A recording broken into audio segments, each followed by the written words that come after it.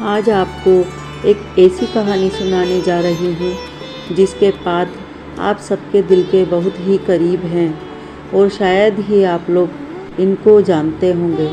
दरअसल जो कहानी मैं सुनाने जा रही हूँ वो है त्रेता युग के टाइम की, जो रिलेट करते हैं सीधे सीधे महाभारत काल के कर्ण, अर्जुन और श्री कृष्ण से।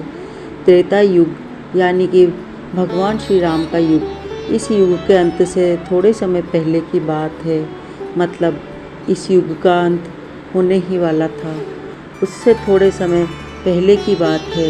एक राक्षस हुआ करता था। वह बहुत ही ज़्यादा ताकतवर था, जिसका नाम था दंभोदभव।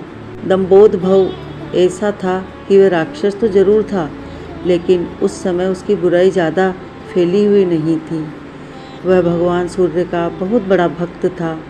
वो ज़िंदगी में केवल एक यही चाहता था कि मैं अमर बन जाऊं, और इस चीज़ की ख्वाहिश के साथ उसने भगवान सूर्य की कठोर तपस्या शुरू कर दी। काफ़ी सालों तक कठोर तरीके से तपस्या करता ही रहा, और कई साल बाद आखिर वह समय आ ही गया जब भगवान सूर्य उस पर प्रसन्न हो गए और उसको दर्शन दिए और बोले कि आपको क्या वरदान चाहिए, मैं आपसे बहुत ज़्यादा खुश हूँ। दंभोदभव कहता है कि भगवान, मेरी तो केवल एक ही इच्छा है। जब से पैदा हुआ हूँ तब से एक ही चीज़ सोचता हूँ कि मैं अमर हो जाऊँ। ये सुनकर भगवान सूर्य ने तुरंत ही मना कर दिया कि अमरता का वरदान मैं नहीं दे सकता। मैं क्या कोई भी वरदान नहीं दे सकता। इस दुनिया में जो भी पैदा हुआ है उसकी मृत्यु निश्चित है। कैसे बता सकता हूँ, यह हो ही नहीं सकता। लेकिन सूर्य भगवान को वरदान तो जरूर देना ही था। दंभोदभव भगवान की यह बात सुनकर बहुत ज़्यादा दुखी हुआ, लेकिन उसने तुरंत अपना दिमाग चला लिया कि क्यों ना मैं भगवान से ऐसा वरदान मांग लूँ जो अमरता का ना हो, लेकिन सीधे सीधे अमरता के बराबर हो।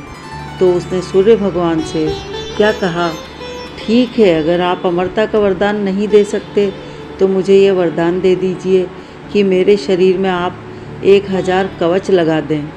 ऐसे कवच जो इस दुनिया की कोई भी ताकतवर ढाल हो, और हर एक कवच को निकालने के लिए एक मनुष्य को कम से कम 1000 साल तक मुझसे लड़ाई करनी पड़े, और जैसे ही 1000 साल हो जाएं और वो कवच को निकाले, ठीक उसी समय उसकी मृत्यु हो जाए। भगवान ने यह सुनकर बहुत ही ज़्यादा सोच में पड़ गए। यह वरदान तो बड़ा खतरनाक हो जाएगा, और यह वरदान इसको मिल गया तो कहीं ना कहीं अमरता के बराबर है। लेकिन भगवान सूर्य को अपनी बातों पर सटीक भी रहना था। उन्होंने बोला था कि मैं वरदान नहीं दे सकता, लेकिन तुम्हें कुछ और वरदान देने के लिए पूरी तरह से तैयार हूँ।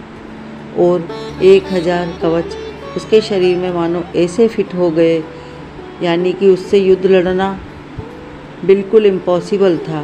भगवान सूर्य ने उसको वरदान दिया और अपने स्थान चले गए। इस वरदान के बाद दंभोदभव में घमंड आ गया और वो इस शक्ति का दुरुपयोग करने लग गया। अब वो पूरी तरह से राक्षस बन गया और वो सभी के अत्याचार करने लगा। पशु पक्षी, देवी देवता, मनुष्य सभी पे अत्याचार करने लग गया, और उसकी यही शक्तियों से उसे क्रूरता की तरफ ले गई, और वो जिस पर भी प्रहार करता उस प्राणी की मृत्यु हो जाती। ऐसा काफ़ी समय तक चलता रहा।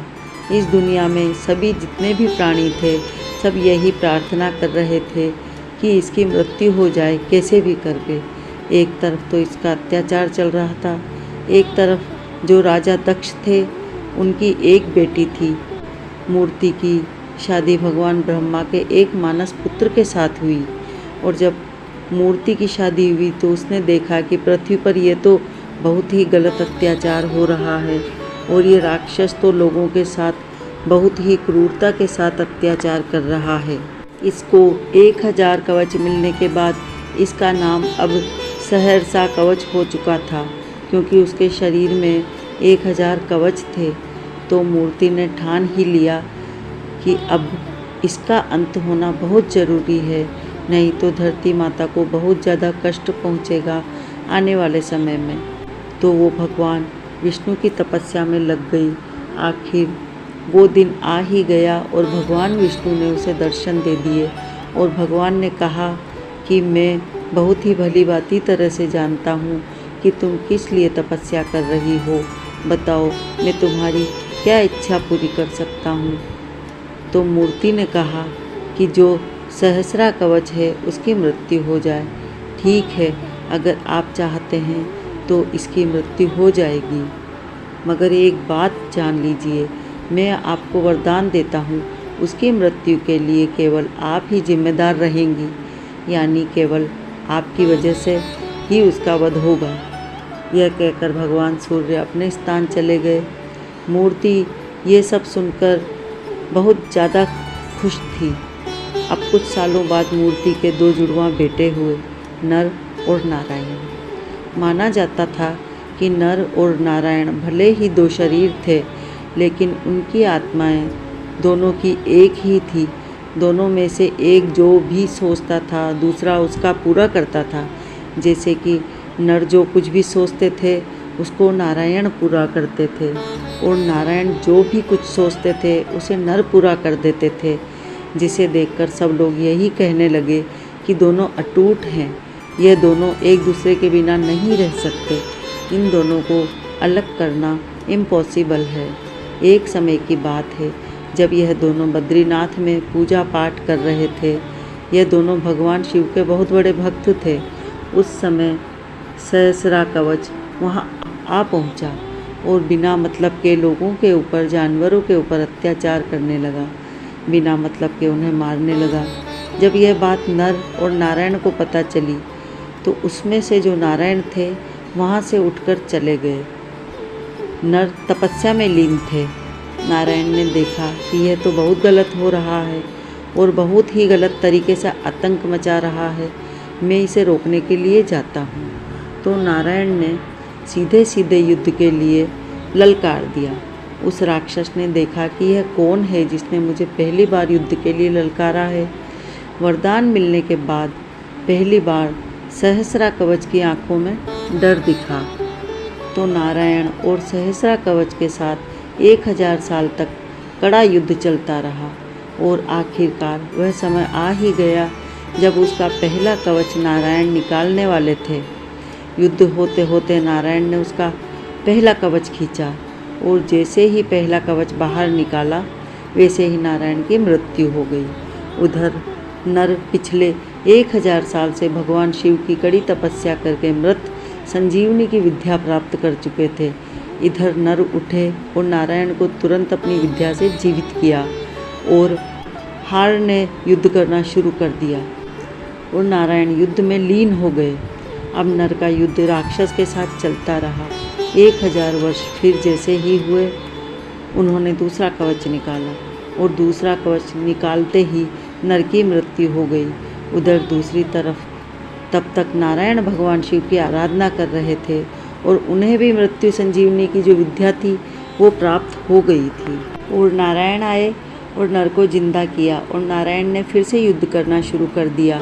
उन्होंने तीसरा कवच भी निकाल दिया और उसकी मृत्यु हो गई और नर तपस्या से उठे और अपने भाई को जीवित किया और उनके भाई तपस्या में वापस बैठ गए और इधर फिर से नर ने लड़ाई शुरू कर दी। ऐसे करते करते दोनों ने मिलकर 999 कवच उखाड़ दिए। अब एक कवच ही बचा था। वह घबरा गया। सचमुच में भगवान विष्णु के वरदान के कारण ही ऐसा हुआ था। उसकी आत्मा एक ही थी पर शरीर 2 थे। दोनों की मृत्यु एक दूसरे से बिना निश्चित नहीं थी। वह समझ गया कि ऐसे तो मैं जीत नहीं पाऊंगा। अब केवल सूर्य देव जी ही मुझे इनसे बचा सकते हैं। और वो वहाँ से भागते हुए तुरंत सूर्य देव जी के पास पहुँचा और सूर्य देव जी की शरण ले ली। अब सूर्य देव जी जो कि दयालु थे, उन्होंने कहा कि यह मेरा भगत है, इस तरह से मेरी शरण ले रहा है। तो सूर्य देव ने उस राक्षस को अपने अंदर समा लिया। नर और नारायण को जब यह बात पता चली कि सूर्य देव ने एक राक्षस को अपने अंदर समा लिया है तो उनको बहुत बुरा लगा। पहले तो वो बोले कि हमें लौटा दीजिए, हमें उसका अंत करना है पृथ्वी की भलाई के लिए। भगवान सूर्य बोले कि इस तरह मैं अपनी शरण में आए हुए को मौत के मुंह में नहीं दे सकता, मैं नहीं लौटाऊंगा। तो नर नारायण क्रोध में आकर भगवान सूर्य को जिस समय उनके अंदर राक्षस था उसी समय श्राप दिया कि आपकी इसी भूल, इसी गलती के कारण हम आपको श्राप देते हैं कि आपका जन्म इंसान के रूप में होगा। अब जैसे नर और नारायण भगवान सूर्य को श्राप दिया, वैसे ही एक युग का अंत हो गया। इधर श्राप मिला था जब राक्षस भगवान सूर्य के अंदर समाया हुआ था। भगवान सूर्य का जन्म हुआ किसके रूप में? सूर्य पुत्र कर्ण के रूप में, जो कि भगवान सूर्य का ही अंश था। यही कारण है कि कर्ण के पास बचपन से जब वह पैदा हुआ था तब से ही कवच उसके शरीर में था। यह कवच वही राक्षस का था जो नर और नारायण से लड़ाई करते करते अपने पास बचाया था। 999 कवच तो काट दिए थे उसके पिछले जन्म में, एक कवच जो बचा था और उस समय भगवान सूर्य के अंदर प्रवेश कर लिया था और भगवान सूर्य को उसी टाइम पर श्राप मिला तो वो इंसान के रूप में जन्म लिए। कर्ण का जब जन्म हुआ तो तब कर्ण के अंदर 2 लोगों के अंश थे, एक राक्षस वही सहस्रा कवच और दूसरा सूर्यदेव भगवान। सूर्य भगवान होने की वजह से कर्ण इतना बड़ा दानवीर था, इतना अच्छा इंसान बना। लेकिन कर्ण के अंदर उसी राक्षस का भी हंस था। इसी वजह से कर्ण हमेशा गलत के साथ खड़ा रहा, क्रूरता के साथ, और गलत के साथ मिलकर ही लड़ाई की। और जब अगला जन्म हुआ नर और नारायण का, तो अर्जुन नर और भगवान श्री कृष्ण के रूप में नारायण का हुआ। श्री कृष्ण ने इंद्रदेव से कहकर ब्राह्मण का वेश बनवाकर कवच निकलवा दिया। नारायण की वजह से कर्ण का कवच निकाल दिया गया। और आप लोगों को अच्छे से पता है कि भगवान श्री कृष्ण के कहने पर इंद्रदेव ने कैसे कर्ण से कवच कुंडल दान में मांगे थे। जब कवच निकाला गया तो अर्जुन के द्वारा कर्ण का वध कर दिया गया। और इस प्रकार से सहस्रा कवच तब से लेकर अब तक की सिचुएशन में आखिरकार पूरी तरह से अंत हुआ था। तो यह थी कहानी कर्ण और अर्जुन की।